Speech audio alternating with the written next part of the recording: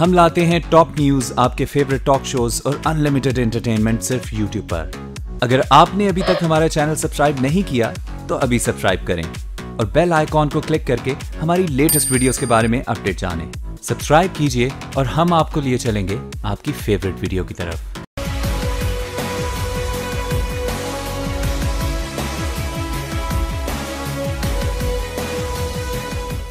अब जो मैं बात कहने जा रहा हूं ना, ये मैं डायरेक्ट यहां मुखातिब कर रहा हूं साकिब निसार साहब को। ये एक बैनुल अक़वामी माफिया या गिरोह का इंतहाई फाल रुकन है, जिसको पाकिस्तान की आला और मजबूत शख्सियात की पुष्टपनाही हासिल है। और इस आदमी के कम अज कम 37 बैंक अकाउंट्स हैं। चीफ जस्टिस ने डॉक्टर शाहिद मसूद के प्रोग्राम में केस से मुतालिक नए हकायक पर नोटिस दिया है और चीफ जस्टिस ने डॉक्टर शाहिद मसूद को आज अदालत में तलब कर लिया है। 4 दिन पहले से ये बात हो रही थी कि माफ़ी मांग ले। माफ़ी मांगने में कोई बात नहीं है, एक दफ़ा अपनी गलती तस्लीम कर ले। फर्स्ट ऑफ ऑल देखो, ही इज़ अ जर्नलिस्ट, तो अगर वो ऐसा करेंगे तो बाकी जो हमारी ठीक है अवाम है उस पर क्या असर होगा। ठीक है, एक हमारा जर्नलिज्म से जो है ट्रस्ट है वो लोगों का ख़त्म हो जाएगा। अस्सलाम वालेकुम नाजरीन, मैं हूं मुनीज़े जहांगीर और आप देख रहे हैं प्रोग्राम स्पॉटलाइट। नाजरीन, आजकल पाकिस्तानी मीडिया कटहरे में खड़ा है और नामवर TV anchors doctor Shahid Masood ने कसूर में ज्यादती के बाद कत्ल की जाने वाली ज़ैनब के मुलजिम इमरान के अंदरून और बैरून मुल्क बैंक अकाउंट्स जो वो बताते हैं कि 37 या इससे भी ज़्यादा हैं अकाउंट्स होने का जब से इंकशाफ किया तब से हम कटहरे में खड़े हैं। ताहम वो ताहाल अपनी इस खबर की सदाकत सुप्रीम कोर्ट के सामने साबित करने में भी नाकाम रहे हैं। ये पहली बार नहीं कि डॉक्टर शाहिद मसूद की जानिब से दी गई खबरों या मालूमात पर सवालात और एतराज़ात उठाए गए हैं। आइए आपको इसके बारे में एक छोटी सी रिपोर्ट दिखाते हैं। 2010 में एयर ब्लू का तैयारा इस्लामाबाद में मरगला पहाड़ियों से टकराकर तबाह हुआ तो डॉक्टर शाहिद मसूद ने दावा किया कि इस तैयारे पर ऐवान सदर से फायरिंग की गई थी। इस खौफनाक खबर पर उनकी कोई बासपुर्स ना हुई। 2013 के इलेक्शन के बाद डॉक्टर शाहिद मसूद ने 35 पंक्चरों की बात की, जिसके बाद तहरीक इंसाफ के चेयरमैन इमरान खान ने उस वक्त पंजाब के निगरां वजीर आला नजम सेठी को मोरूद इल्जाम ठहराया। शाहिद मसूद का यह दावा भी सुप्रीम कोर्ट की जीनत बना और यह केस भी ज़ेरे इल्तवा है। ताहम इमरान खान एक इंटरव्यू में 35 पंक्चर के इस दावे को सिर्फ सियासी बयान करार दे चुके हैं। हाल ही में शाहिद मसूद ने पीपल्स पार्टी के रहनुमा सईद गनी पर कब्जों और करप्शन के इल्जामात लगाए, लेकिन उनको अपनी सफाई में बोलने का मौका तक न दिया। सईद गनी बारहा उनके दफ्तर गए और बाहर बैठे रहे। शाहिद मसूद इससे कबल इसहाक डार, डॉक्टर आसिम और दीगर सियासतदानों के हवाले से इल्जामात लगा चुके हैं। ताहम वो अपने दावों को सच साबित करने में नाकाम रहे, जिसके बाद पैमरा ने उन पर 45 रोज की पाबंदी और 10 लाख रुपए तक का जुर्माना भी किया। पाकिस्तानी सहाफत में सिर्फ शाहिद मसूद ही वो नाम नहीं जो ऐसी खबरें देने में मलका रखते हैं। एक और सहाफी असद खरल भी इस हवाले से मशहूर हैं। शाहिद मसूद ने तो मुलजिम इमरान के 37 अकाउंट्स होने का दावा किया था, ताहम असद खरल ने इन अकाउंट की तादाद को 166 तक पहुंचा दिया है। वो भी इस दावे को अब तक साबित नहीं कर पाए हैं। इनके अलावा अहमद नूरानी भी वो नाम है जिनकी जानिब से दी जाने वाली यह खबर ने तहलका मचा दिया था, ताहम बाद में वो खबर भी गलत साबित हुई थी। 10 जुलाई 2017 को जंग ग्रुप से वाबस्ता सहाफी अहमद नूरानी ने रिपोर्ट किया कि पनामा केस से मुताल्लिक JIT ने साबिक वजीर आजम नवाज शरीफ के बजाय उनके बेटों को कसूरवार पाया है। ताहम JIT की कुछ और ही सिफारिशात सामने आई। इस मन घड़त खबर के हवाले से सुप्रीम कोर्ट ने नोटिस लिया, जिसकी समाअतें ताहाल जारी हैं। ताहम बाद में जंग ग्रुप ने इस खबर के हवाले से अपनी गलती को तस्लीम किया और गैर मशरूत माफी भी मांगी थी। इस वक्त हमारे साथ मौजूद हैं हामिद मीर साहब, सीनियर सहाफ़ी हैं, एक मारूफ सहाफ़ी हैं और अपना प्रोग्राम जियो टेलीविज़न पे देखते हैं जो एक बहुत ही मकबूल प्रोग्राम है। उसके साथ तशरीफ़ रखते हैं तज्ज़िया निगार, ह्यूमन राइट्स एक्टिविस्ट, एक मारूफ सहाफ़ी, बहुत बड़ा नाम है इनका सहाफ़त में, आइए रहमान साहब। और हमें जल्द ज्वाइन करेंगे सलमान अकरम राजा साहब जो माहिर कानून हैं और एक बड़े वकील हैं। सबसे पहले आपसे शुरू करती हूँ, आइए रहमान साहब, कल आप भी कोर्ट रूम के अंदर थे, पहली दफ़ा हमने देखा कि इतने सारे एंकर पर्सन्स को सुप्रीम कोर्ट ने तलब किया। क्या सुप्रीम कोर्ट चाहता था कि ये सारे करें या इसकी कोई और वजह थी? चूंकि पहले हमने इतनी बड़ी तादाद में इतनी सारी मीडिया रिप्रेजेंटेटिव्स को कोर्ट रूम में जाते हुए नहीं देखा। देखिए, मेरा ये ख्याल है कि ये मामला जो है, जो केस डिस्कस किया जा रहा है उससे कहीं बड़ा है।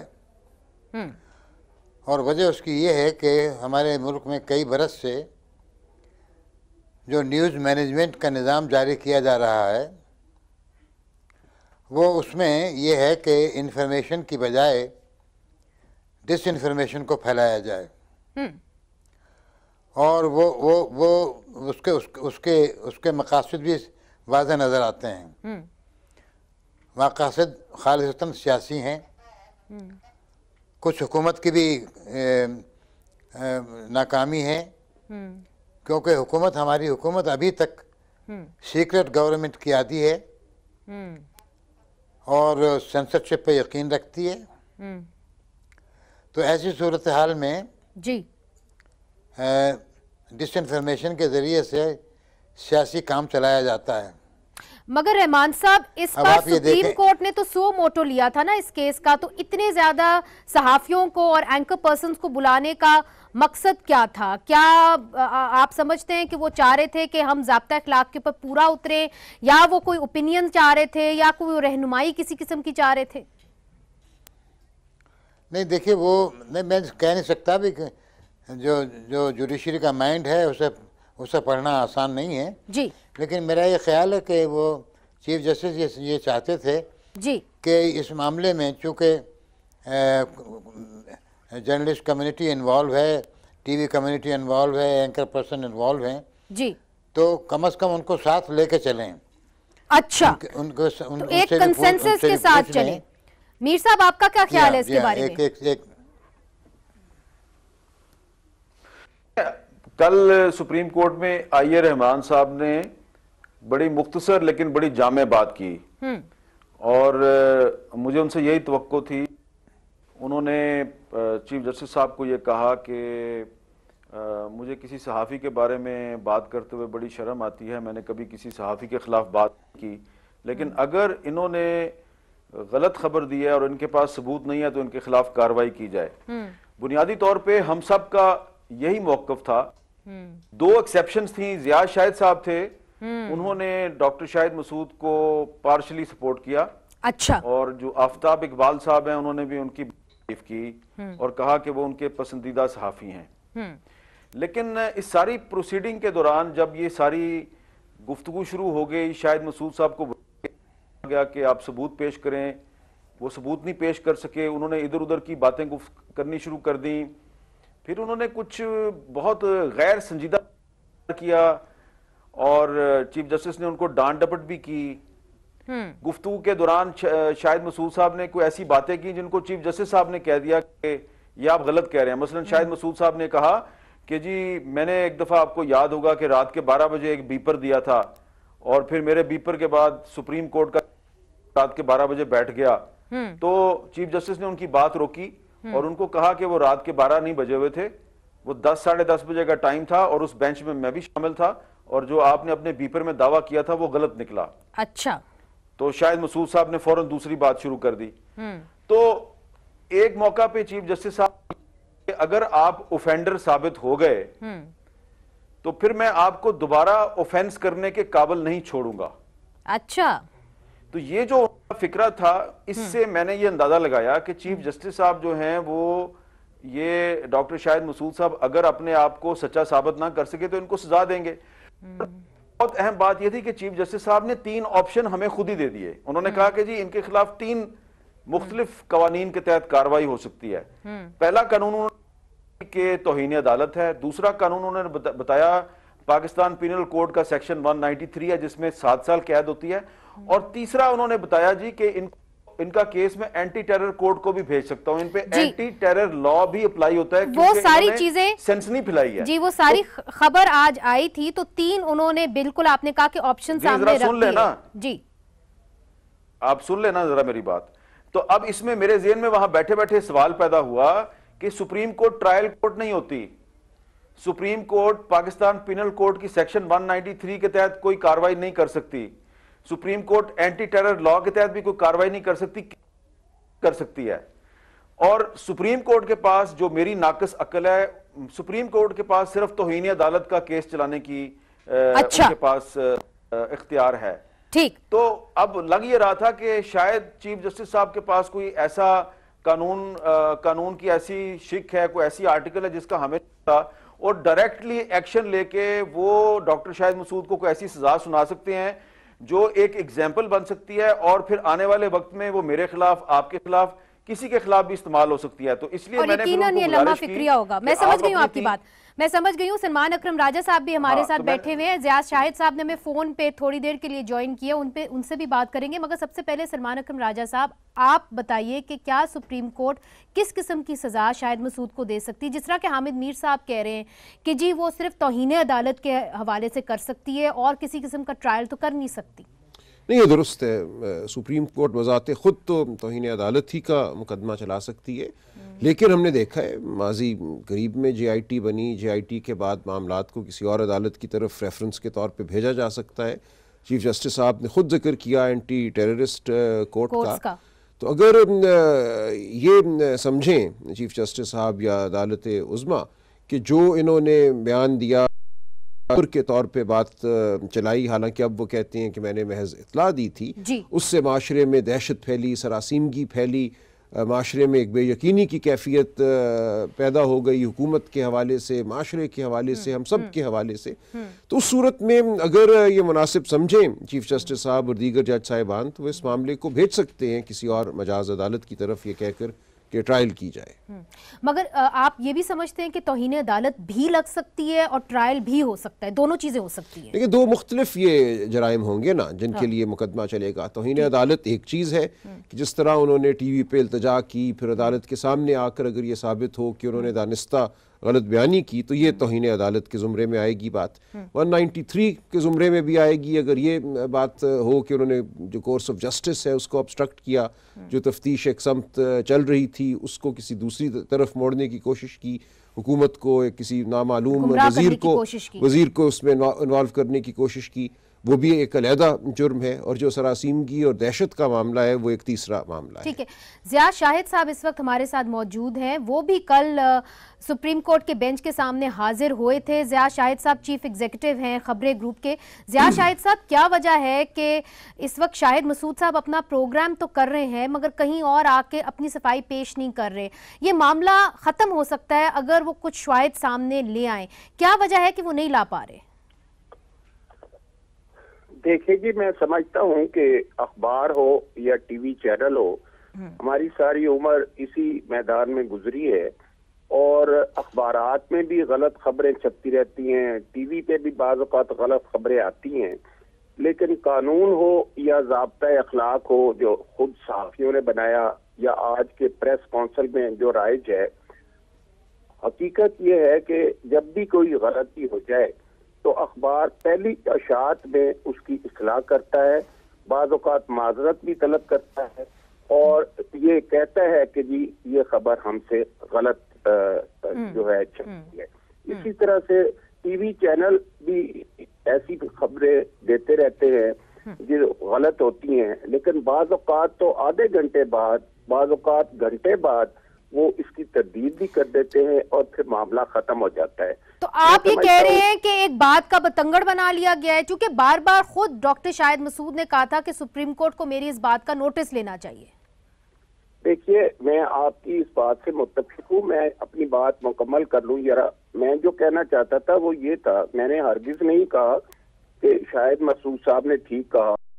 कहता हूँ कि शाहिद मसूद साहब को इसी मुस्तक़िल उसूल के तहत या तो अपनी वजाहत करनी चाहिए थी और अगर उनके पास खबर के माखज नहीं थे, कोई सबूत नहीं था, तो ये कह देना चाहिए था कि जी मुझसे गलती हो गई, मुझे गलत खबर मिली, और वो उसकी वजाहत करके मामला खत्म कर सकते थे। यही बात जहाँ तक मुझे याद है मेरे अजीज हामिद मीर साहब ने भी कही कि भाई आप माजरत कर लें। ठीक है, मगर तो ऐसा हुआ नहीं। ज़िया शाहिद साहब बहुत बहुत शुक्रिया। मुझे एक यहाँ पे वक्फा लेना है, वक्फे के बाद मैं हाजिर होती हूँ। अभी तक शाहिद मसूद साहब जो हैं वो अपना प्रोग्राम भी कर रहे हैं TV1 पे, अपनी बात पे भी डटे हुए हैं। वो अभी तक यही कह रहे हैं कि मेरी बात में ही सदाकत है और एक बहुत उसको आला हुकाम इस वक्त उसकी सरपरस्ती भी कर रहे हैं, उसको प्रोटेक्ट भी कर रहे हैं। वक्फा लेते, वक्फे के बाद हाजिर होते हैं। वेलकम बैक नाजरीन, हम बात कर रहे हैं मीडिया इस्लाहात पर। रहमान साहब, आपकी जानिब आऊंगी। आप क्या समझते हैं कि शाहिद मसूद को लेके एक टेस्ट केस बना दिया जाएगा, और क्या इसको बनाना भी चाहिए? वो वक्त अब आ गया है कि जो कुछ इलेक्ट्रॉनिक मीडिया में होता रहा है, अब उसकी अकाउंटेबिलिटी सुप्रीम कोर्ट से होनी चाहिए। जी, मैंने तो पहले ही अर्ज किया था कि मामला जो है वो इस केस से ज़्यादा बड़ा है, और इसमें बहुत सारे मामलात इसमें इन्वॉल्व हैं, सियासी मकासद हैं, और एक बिना डाली जा रही है कि डिसइंफॉर्मेशन के ज़रिए से सियासी जमातों को छोटा किया जाए, हुकूमतों को इधर उधर किया जाए। देखिए ना, सारा जोर इस बात पे था कि माफिया है या नहीं है, वो है, उसको सरपरस्ती हासिल है बरसर इक़्तिदार लोगों की। तो हो सकता है ऐसी बातें तो होती रहती हैं, लेकिन ये कि मेरा ख़्याल है कि कोर्ट ये महसूस करती है कि अगर किसी तरीके से डिसइंफॉर्मेशन का दायरा कम किया जा सके, जी बिल्कुल निकालना तो शायद मुमकिन नहीं होगा जी, लेकिन उसमें ज़रूरी है कि फिर टीवी वालों के लिए भी और प्रिंट मीडिया के लिए भी उनके पास अपने ज़ाब्ते अखलाक मौजूद हैं, उनके अपने कोड हैं जो मौजूदा हालात में कोई फॉलो नहीं कर रहा। तो जाहिर है कि वो उस पर जोर दिया जाएगा कि आप, और बात सिर्फ इतनी निकलेगी जी कि आप जो खबर दें उसको तहकीक के बगैर न दें। मगर रहमान साहब, सवाल तो ये है कि क्या सुप्रीम कोर्ट को इस बात का तयन करना चाहिए कि हमारा ज़ाब्ता अखलाक क्या है, या कि पेमरा को और खुद जर्नलिस्ट को करना चाहिए? हामिद मीर साहब, आपकी जानिब आऊंगी। क्या आप अब भी समझते हैं कि शाहिद मसूद साहब को माफी देनी चाहिए? जी रहमान साहब। नहीं, मैं आपको सही अर्ज कर रहा हूँ जी, माफी देना वो अलग बात है जी, लेकिन मुझे यकीन है कि सुप्रीम कोर्ट ज़ाब्ते अखलाक नहीं बनाएगी और न उसको बनाना चाहिए। वो सिर्फ कहेगी कि आप अपना ज़ाब्ते अखलाक दुरुस्त करें, उसको ठीक करें और उसको फॉलो करें, उसको नाफिज करें। जी हामिद मीर साहब, जो आपने सवाल किया है, इस सवाल से अनफॉर्चुनेटली मुझे तासुर मिलता है कि शायद आपने कल जो सुप्रीम कोर्ट में जो प्रोसीडिंग हुई है उनको प्रॉपरली फॉलो नहीं किया। नहीं, बिल्कुल हमने फॉलो किया है। वही काम हो रहा है, यानी कि नहीं, बिल्कुल नहीं किया आपने फॉलो। मुझे यकीन, आपने जो सवाल किया कि क्या आप अभी भी इस बात पे यकीन करते हैं कि उनको माफी मिलनी चाहिए, इसमें क्योंकि मैं आपसे वो सवाल इसलिए कर रही हूँ क्योंकि बाहर आके आपने ये बयान दिया था। मैंने जो बयान दिया था उसको भी आप मिसकोट कर रही हैं। आपने कहा था कि अगर ये मान जाते हैं तो फिर, अगर ये आज माफी मांग लेते हैं तो फिर सुप्रीम कोर्ट इनको जो है उनकी माफी को एक्सेप्ट कर ले, अगर आज वो ये कह देते हैं। जी, तो अब अगर मैंने ये कहा है कि अगर आज ये अपनी गलती तस्लीम कर लेते हैं कोर्ट के अंदर और आपसे माफी मांगते हैं, तो आपको माफी के ऑप्शन को खुला रखना चाहिए, और वो खत्म हो गया ऑप्शन। तो अगर वो ऑप्शन कल खत्म हो चुका है तो आज आपको ये सवाल नहीं करना चाहिए कि जी अभी भी आप ये समझते हैं। आप ये साबित करने की कोशिश ना करें कि जनाब हम उनकी माफी की हिमायत कर रहे थे। नहीं, मैं ये बिल्कुल साबित करने की कोशिश नहीं कर रही। मैं आपने पहले भी मुझे मेरी बात सवाल कर रही हूँ। देखें, आप किसी को बात भी पूरा नहीं करने देती। आपने ज़ियाद शाहिद साहब को भी पूरी बात नहीं करने दी। आपने पहले भी मुझे बात पूरी नहीं करनी दी। आप ये साबित करना चाह रहे हैं जनाब के आप बहुत बड़ी मुखालिफ हैं माफी की और मैं माफी की हिमायत कर रहा हूं, जबकि मैंने उनको सुप्रीम कोर्ट के चीफ जस्टिस साहब को वहां पे ये कहा है कि ये जिस तरह जो आइए रहमान साहब ने बात की है वही मैंने भी वहां पे की, और जो और लोगों ने भी की, कि लोगों से गलती होती है, गलती की तरदीद करना, गलती की माफी मांगने से कोई छोटा नहीं हो जाता। और अगर शाहिद मसूद साहब आपको सबूत नहीं दे पा रहे तो यहीं पे ये मान जाएं कि इनसे गलती हुई है और इनकी माफी का ऑप्शन खुला रखें। मैं ये नहीं कह रहा कि आप माफ कर दें, मैंने कोर्ट से कहा माफी का ऑप्शन खुला रखें ताकि ये इस केस को बुनियाद बना के आइंदा को कल को मेरे पे कोई बंदा या किसी और सहाफी पे इस केस को एग्जाम्पल बना के वो हम पे ना हमें गैग करना ना शुरू कर दें। ये बात मैंने की है। तो आप उसको बार बार ये कह रही हैं जनाब कि क्या आप आज भी ये समझते हैं कि उनको माफ कर देना चाहिए? मैं आज बिल्कुल ये नहीं समझता और आपको ये सवाल नहीं करना चाहिए। अच्छा, मैं ये बिल्कुल नहीं तासुर देने की कोशिश करी, ऐसी कोई बात नहीं है, मगर ये एक सवाल बनता है सलमान अकरम राजा साहब कि देखें क्या सुप्रीम कोर्ट की तरफ ही, सुप्रीम कोर्ट को सो मोटो नोटिस इस केस का लेना भी चाहिए था, चूंकि पेमरा के पास एक कंप्लेंट सेल भी है, तो क्या ये कंप्लेंट सेल के पास नहीं जा सकता था ये केस? नहीं, देखिए ये तो एक बड़ा सवाल है। सुप्रीम कोर्ट बहुत से मामलात में सो मोटो नोटिस लेती है जहाँ दीगर कवानीन मौजूद हैं, उन कवानीन के तहत रेगुलेटर भी मौजूद हैं, लेकिन एक उमूमी तासुर माशरे में भी है और अदलिया की सतह पे भी है कि हमारे इदारे काम नहीं करते सही। पेमरा की इस वक्त हालत ये है कि उसके चेयरमैन को एक अदालती हुक्म के तहत हटा दिया गया है, तो पेमरा तो इस वक्त एक तरह से बड़ी हद तक गैर फाल इदारा है। लिहाजा ऐसी सूरत में कौम भी और हम सब भी देखते हैं सुप्रीम कोर्ट की तरफ। यहाँ तो इल्तिजा की गई सुप्रीम कोर्ट से कि आप इस मामले में शामिल होइए, इस मामले को देखिए। शायद मसूद साहब ने एक बहुत से लोग वैसे इल्तिजा करते हैं और सुप्रीम कोर्ट अब कर भी रहा है, आप देख रही हैं। तो लिहाजा वो तो एक बड़ा सवाल है कि सुप्रीम कोर्ट को किन मामलात में दखल देना चाहिए, किन मामलात में नहीं देना चाहिए। लेकिन मीडिया के हवाले से तो हमने देखा, हामिद मीर साहब ने चंद बरस कबल अबसार आलम साहब के साथ मिलकर एक पिटिशन की थी, वो अभी भी सुप्रीम कोर्ट में है, उसकी सुनवाई होती है गाए बगाए। इसी तरह दीगर लोग भी सुप्रीम कोर्ट की तरफ जाते रहे हैं। अंसार अब्बासी साहब गए थे कि कोड ऑफ कॉन्डक्ट जो है फहाशी के हवाले से सुप्रीम कोर्ट मुतय्यन करे। तो सुप्रीम कोर्ट को मीडिया और इजहार के जो मामलात हैं उनमें बार बार दावत दी गई है कि सुप्रीम कोर्ट दखल दे और कोई राह दिखाए या कम से कम हुक्म दे मीडिया को कि वो अपना तयन अपने मेयार का, अपने कोड ऑफ एथिक्स का करे।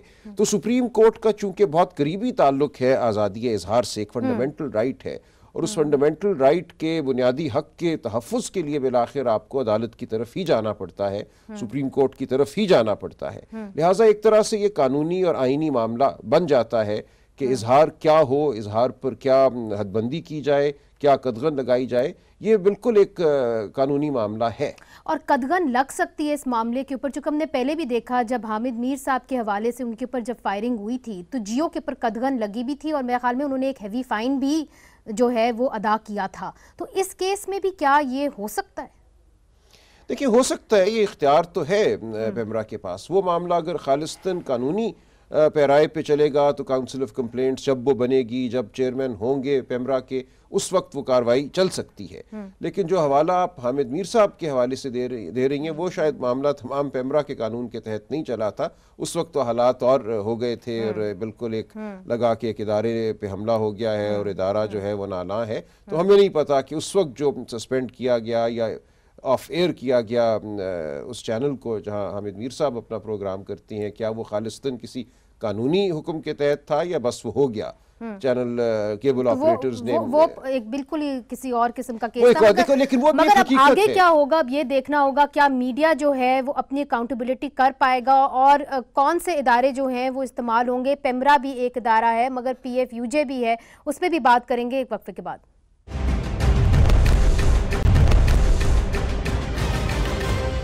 वेलकम बैक नाजरीन।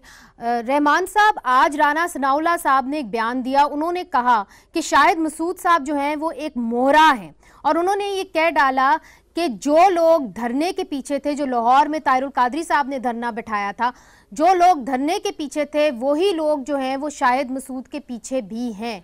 तो आप क्या समझते हैं कि जिस तरह के आप कह रहे थे कि वो जो एक मिसकम्युनिकेशन है या डिसइंफॉर्मेशन का दायरा कम करने की सुप्रीम कोर्ट कोशिश कर रहा है, आप समझते हैं this is a bigger game? देखिए, ये जो सियासतदान बयान देते रहते हैं और जिस किस्म की स्पेकुलेशन होती रहती है उसमें कोई माकूल आदमी पढ़ना नहीं चाहेगा। जो जिसके जी में आता है वो बोल देता है। ना कोई रेफरेंस है, ना कोई कंटेक्स्ट है, ना कुछ लॉजिक है, ना उसका बेसिस है। लेकिन ये मैंने ज़रूर कहा था, मैं आपसे बताना चाहता हूँ कि जब किसी माफिया का जिक्र किया जाता है और ये कहा जाता है कि उसके सरपरस्त जो हैं वो बड़े लोग हैं, तो फिर ये पॉलिटिकल गेम का हिस्सा बन जाती है। और पॉलिटिकल गेम जो चल रहा है इस मुल्क में वो एक ही है। वो क्या है? तो वो ही है कि भाई जो जो जो सियासी तब्दीलियाँ गैर सियासी तरीक़ों से लाई जाती हैं उसका हिस्सा चल रहा है। मगर रहमान साहब, अब जहाँ तक सहाफ़त का सवाल है, ये इलेक्शन का साल है, अब हमने आगे कैसे बढ़ना है? इतना बड़ा सवालिया निशान लग चुका है सहाफत के ऊपर, हमारी क्रेडिबिलिटी के ऊपर। आज सब आप गली मोहल्लों में बात हो रही है, सच बोलते हैं, झूठ बोलते हैं, आगे कैसे बढ़ना है? वो ठीक है, वो ठीक है। मुझे यकीन है कि सहाफ़ियों में इतनी समझ होगी कि वो इकट्ठे मिल बैठ करके अपना रास्ता निकाल सकते हैं। उनके उनके उनके रास्ता निकालने के हक और उनकी जो इस्तात है उस केस से मुतासर नहीं होनी चाहिए। ठीक। मीर साहब, कोड ऑफ कॉन्डक्ट तो पहले भी आया था, मगर हमने देखा कि बहुत सारी चीज़ों के अंदर वो नाफिज नहीं हो सका। तो ये बताइए कि अब आगे बढ़ते हुए हम इसको कैसे इंश्योर कर सकते हैं कि जी इस बार मेरी बात सुनिए। देखिए मेरी बात जी कोड ऑफ कंडक्ट पे अमल करना सिर्फ सहाफ़ियों का काम नहीं है, हुकूमत का फर्ज भी है। तो उनको इम्प्लीमेंट करवाना चाहिए पूरे तरीके से। हुकूमत अपना कंडक्ट ठीक करे पहले।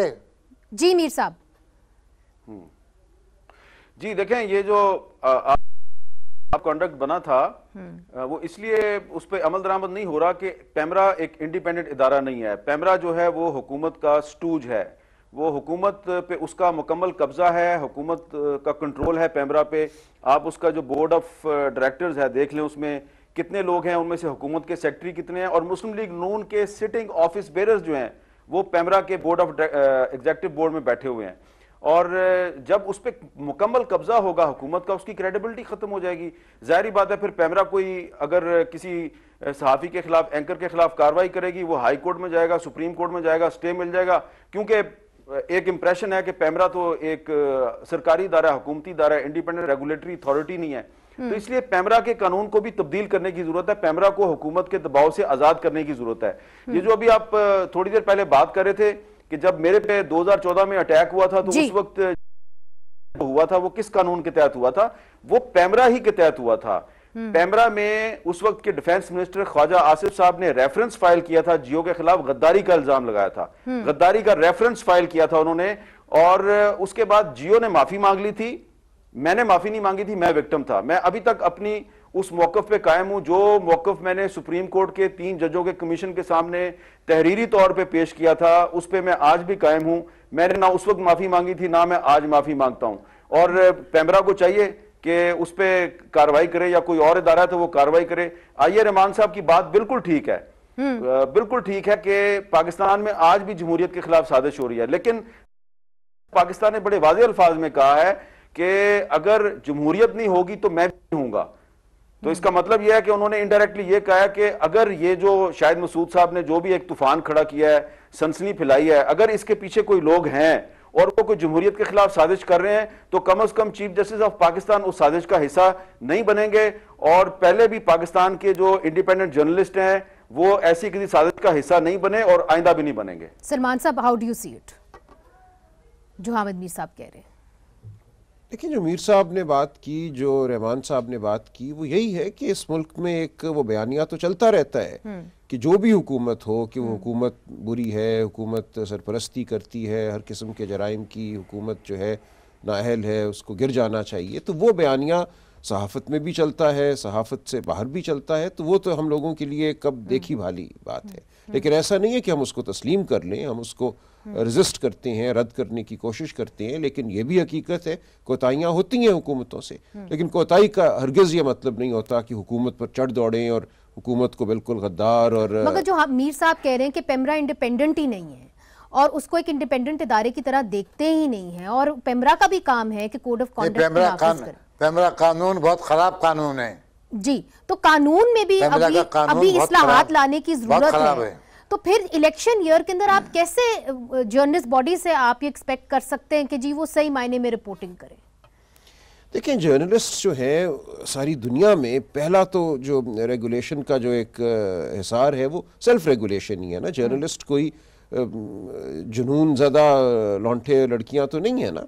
उनका एक मुनज़्ज़म एक सहाफ़ती पेशा है, उसकी एसोसिएशन तो इदारे अपने आप को मजबूत करें, इंटरनल जो है। मैं समझता हूँ कि माशरे में अगर किसी को मुनज़्ज़म होना चाहिए, किसी को इस बारे में संजीदा होना चाहिए, तो वो सहाफ़ी तंजीमों को होना चाहिए। और हुकूमती या पैमरा की रेगुलेशन तो बहुत शाज़ व नाज़िर होनी चाहिए। जब हट जाए डगर से। लेकिन हमने ये देखा कि तमाम माशरे की तरह, देखिए दुनिया में ये समझा जाता है कि कानून तो होता ही उस थोड़े सी उस फ्रिंज के लिए है जो एक माशरे में लोगों की होती है जो गलती करते हैं या जो जुर्म करते हैं। बाकी तो ये तस्वुर किया जाता है कि 90-95% लोग अच्छे हैं, कानून पे खुद अमल करते हैं। हाँ। तो यही आलम जो है सहाफत का होना चाहिए। और हमें अपनी तंजीमें, हमारी जो तंजीमें उनको मजबूत करना चाहिए। अफजल भट्ट साहब इस वक्त हमारे साथ मौजूद हैं, Pakistan federal union of journalist के सदर हैं। अफजल भट्ट साहब, आप सुप्रीम कोर्ट पे जा रहे हैं शाहिद मसूद के केस को लेके, मगर यहाँ पे सब ये सजेस्ट कर रहे हैं कि हमें अपनी तंजीमों को भी बेहतर करना होगा, हमें अपनी यूनियंस को भी बेहतर करना होगा। ये साल इलेक्शन का साल है, तो हम किसी किस्म के इस्लाहात ला सकते हैं बैठ के, मिल बैठ के? देखें, इसमें तो मेरा ख्याल है कोई दो राय नहीं हो सकती कि तमाम जितनी जर्नलिस्ट ऑर्गेनाइजेशन है इनको मिल बैठकर काम करना चाहिए, क्योंकि बहुत सारे इशू मालकान के साथ इख्तिलाफात होते हैं। वो हमारे दफातर के इंटरनल इश्यूज हैं, जो वेजेस का इशू है, जो लेबर लॉज का इशू है। लेकिन जो आज़ादी सहाफत है उसके हवाले से मेरा ख्याल यह है कि हमको सेम पेज पर जब तक हम नहीं आते उस वक्त तक पाकिस्तान की कोई हुकूमत, पॉलिटिकल पार्टी या कोई और इदारा जो है वो कोई बेहतरी नहीं ला सकता। सबसे पहले हमने अपने अंदर बेहतरी लानी। यकीनन ये साल इलेक्शन का साल है, वक्त की किल्लत है।